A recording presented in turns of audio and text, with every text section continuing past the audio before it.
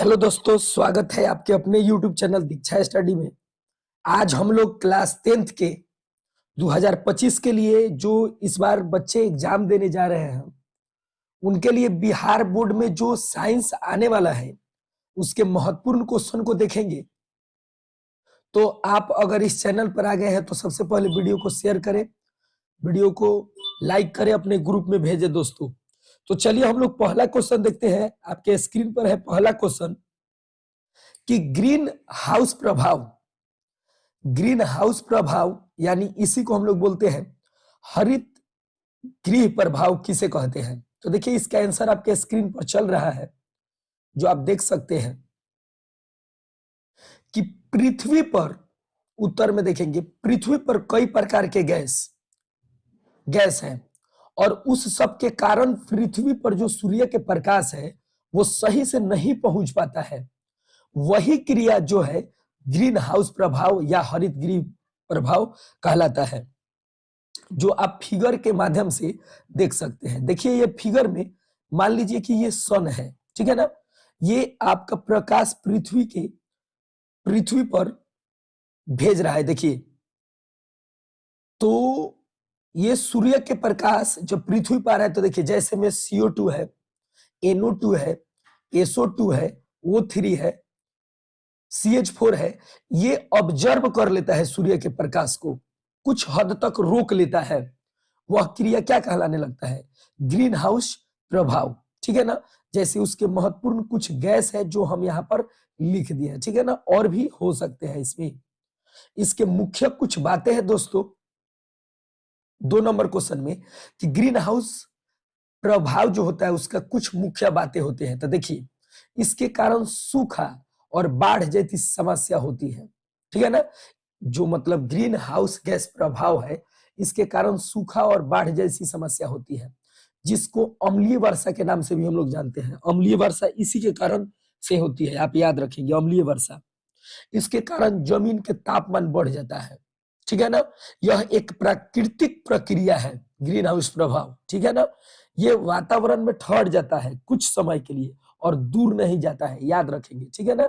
चलिए तो आप इस क्वेश्चन को, मोस्ट इंपोर्टेंट है, वीडियो को पॉज करके और आप इस वीडियो को पूरा से पूरा देख के आप नोट कर लेंगे कॉपी में, ठीक है। चलिए अगला क्वेश्चन है, जो ये तो याद करने वाला नहीं है, इस फिगर को एक बार देख लेंगे आप लोग। देखिए हम लिखे हैं यहाँ पर 3 नंबर क्वेश्चन कि प्रकाश के अपवर्तन के लिए किरण आरेख। तो प्रकाश के अपवर्तन के लिए ये किरण आरेख है जो आपका VVI है, एक बार देख लेंगे आप लोग, ठीक है। चलिए आगे बढ़ते हैं हम लोग। आगे हम लोगों का 4 नंबर जो क्वेश्चन है कि ओम के नियम को लिखना है। किसके नियम को लिखना है? ओम के नियम को। तो ओम के नियम क्या होता है? तो देखिए आंसर आपके सामने है कि किसी अचर ताप पर किसी चालक में प्रवाहित धारा उसके सिरे के बीच के विभवांतर के समानुपाती होती है, ठीक है ना। किसी अचर ताप पर, यहां पर देख लेंगे, किसी अचर ताप पर जो चालक होता है, जैसे ये वायर हो गया, ठीक है ना, इसी को हम लोग चालक बोलते हैं, याद रखेंगे। उसमें जो धारा जाता है उसके जो सिरा होता है ना, मुख्य भाग, उसके बीच के जो विभवांतर उत्पन्न होता है उसके समानुपाती होती है। इसका गणितीय रूप होता है, जैसे यहाँ पर लिख सकते हैं V समानुपाती I, V समानुपाती I। इसलिए V बराबर इसमें R आ जाता है जो प्रतिरोध के काम करता है, ठीक है ना। समानुपाती हटके यहाँ पर R आ जाता है, याद रखेंगे आप लोग।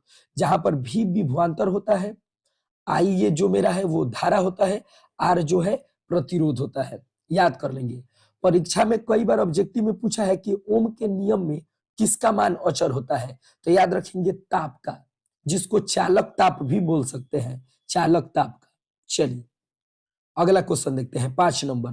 5 नंबर हमारे स्क्रीन पर क्वेश्चन है दोस्तों।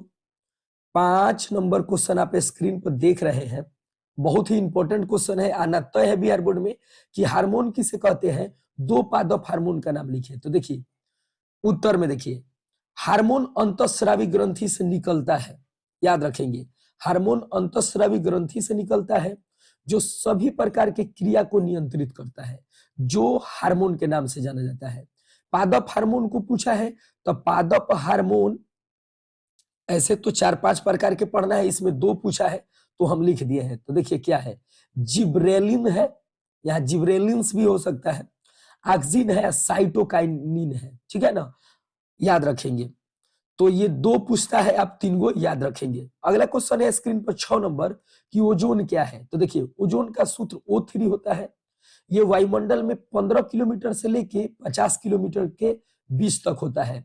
यह पृथ्वी पर रहने वाले सभी जीव को पराबैंगनी किरण से बचाता है। आप जानते होंगे कि अगर ये सन है, सन के साथ निकलने वाला एक किरण है पराबैंगनी किरण, अगर पृथ्वी पर डायरेक्ट पड़ जाए, पृथ्वी पर ये डायरेक्ट आ जाए पृथ्वी के सतह पर, तो इस पर रहने वाला जितना व्यक्ति है उसको कई प्रकार के समस्या हो सकती है, याद रखेंगे। जैसे स्किन कैंसर हो जाएगा, स्किन कैंसर हो जाएगा, मोतियाबिंद हो जाएगा, आंख की रोशनी चला जाएगा, याद रखेंगे। तो याद रखेंगे ओजोन परत का सूत्र O3 होता है, इसको पढ़ लेंगे। ज्यादा पृथ्वी पर प्रदूषण होने से ओजोन का क्षय हो रहा है, याद रखेंगे आप लोग। प्रदूषण वाले चीज से ओजोन का क्षय होता है, दिन प्रतिदिन ओजोन कमजोर होते जा रहा है, ठीक है ना दोस्तों। चलिए हम लोग आगे बढ़ते हैं। लेकिन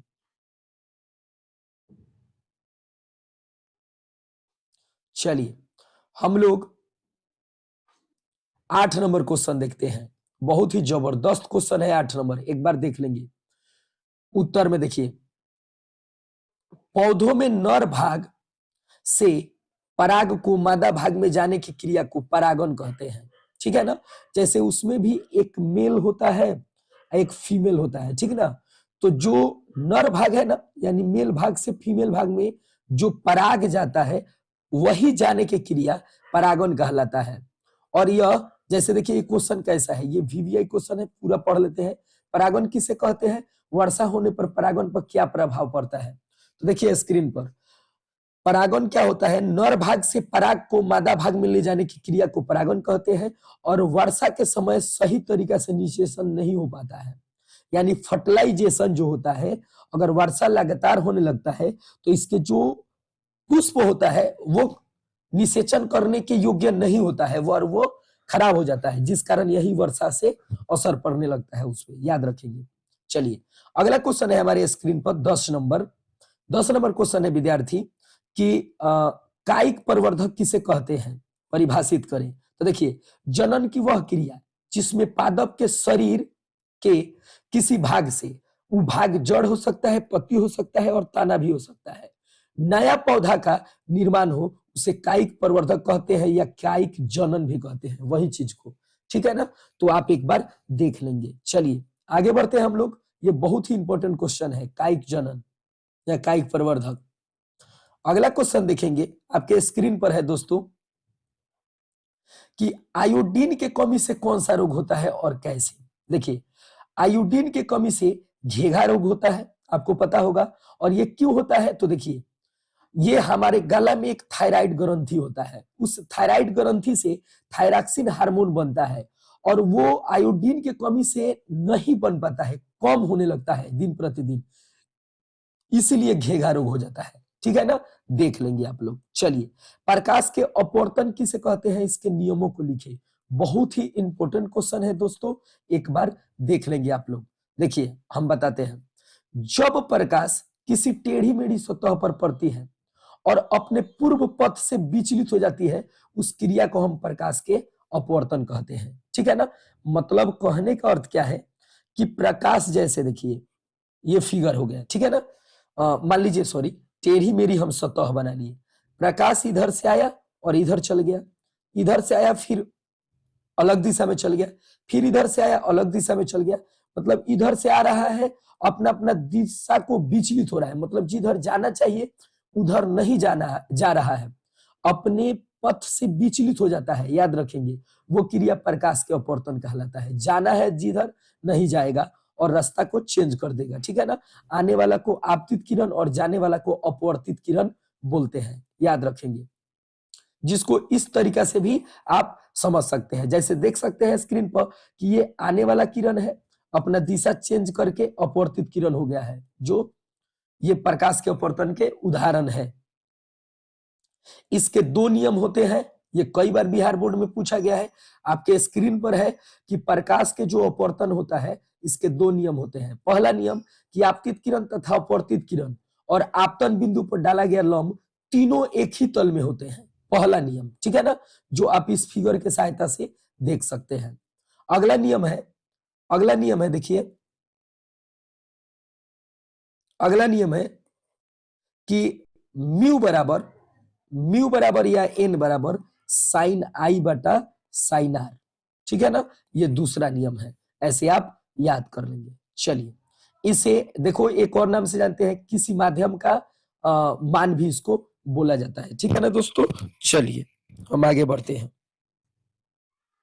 चलिए अगला क्वेश्चन है 12 नंबर स्क्रीन पर आप देख रहे हैं, बहुत ही जबरदस्त क्वेश्चन है कि 2 मीटर फोकस दूरी वाले अवतल लेंस के क्षमता बताइए, ठीक है ना। तो देखिए सबसे पहले याद रखेंगे कि ऐसा क्षमता वाला क्वेश्चन पूछे तो क्षमता का फॉर्मूला होता है P बराबर 1/FD, मतलब डाइऑप्टर, ठीक है ना।